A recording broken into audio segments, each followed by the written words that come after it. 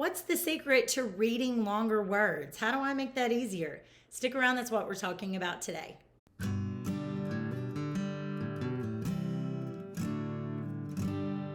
Hi, I'm Rebecca, and welcome to the Parent Teacher Bridge, where you can find the ideas and resources you need to empower you to become your child's most influential teacher. And today I'm talking all about reading longer words. Before we begin, please make sure you click like and subscribe, and please share this video with a friend if you think it will help them.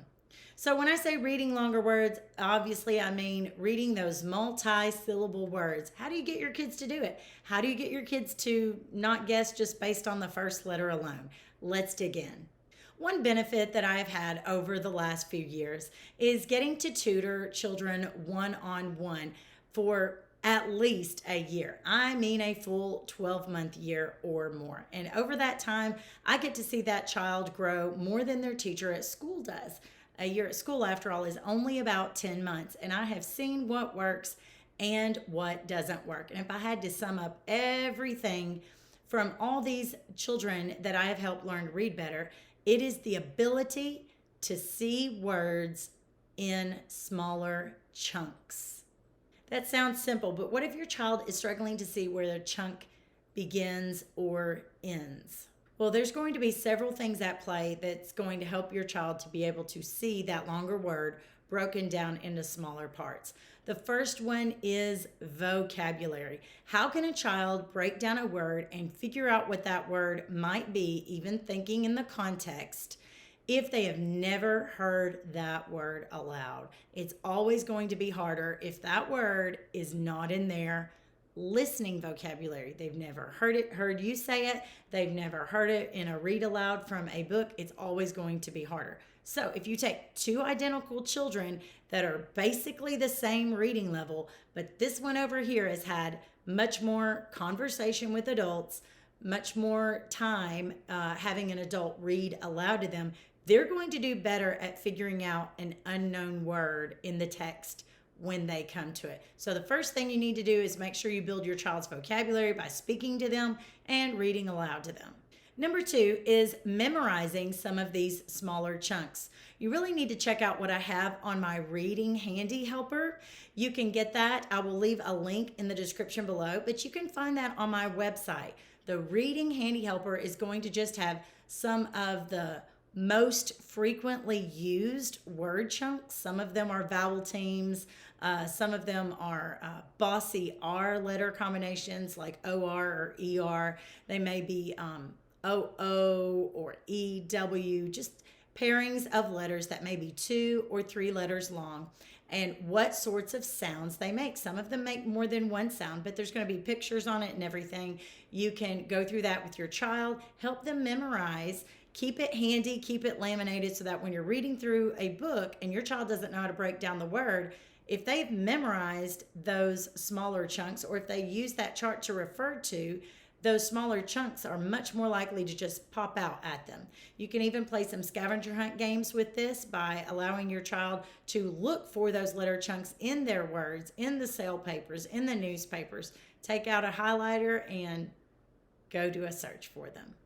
The third thing you can do is to do a study of syllable types. Now, this is something that maybe you didn't learn in school.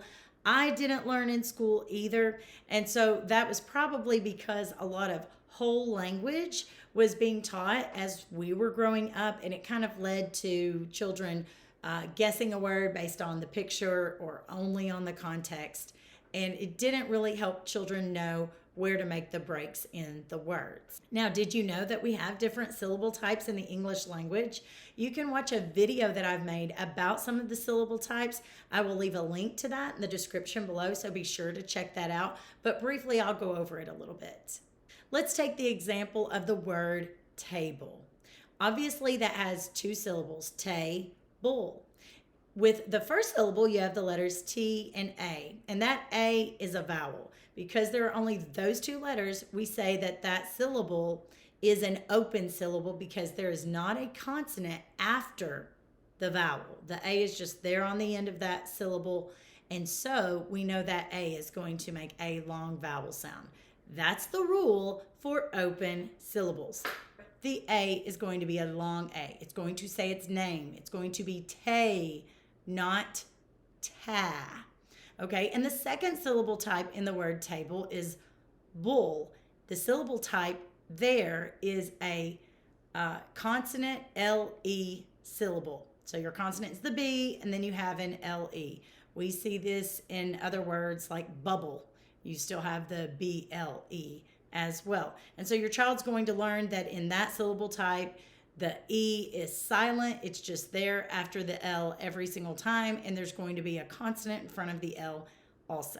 Now, it is possible to learn to read without doing syllable type study. However, it can greatly help your child's spelling and decoding. And in fact, if you know someone who has dyslexia, doing some sort of syllable type is usually a staple in whatever intervention program they are using. A couple of those might be Wilson reading or Barton reading, anything that is Orton Gillingham based. I have a video about Orton Gillingham if you are curious about that as well. But basically, all children can learn from doing a study of syllable types.